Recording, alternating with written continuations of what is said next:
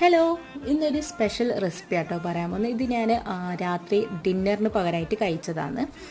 അപ്പോൾ അതിന് വേണ്ടി ആദ്യം ഒരു മിക്സിയുടെ ജാർ എടുക്കുക. ഇതിലേക്ക് കട്ടപ്പാൽ, സാധാ പാലാണെങ്കിൽ അങ്ങനെ ഒഴിക്കുക.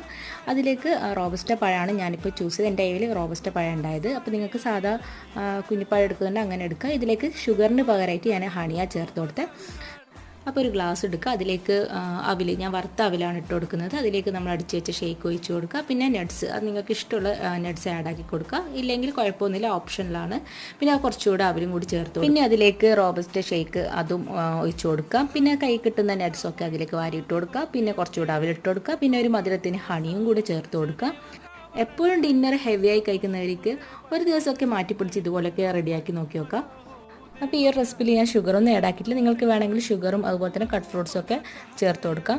അപ്പോൾ നിങ്ങൾക്ക് ഈ വീഡിയോ ഇഷ്ടമായിട്ടുണ്ടെങ്കിൽ ചാനൽ ലൈക്ക് ചെയ്യാനും സബ്സ്ക്രൈബ് ചെയ്യാനും മറക്കല്ലേ.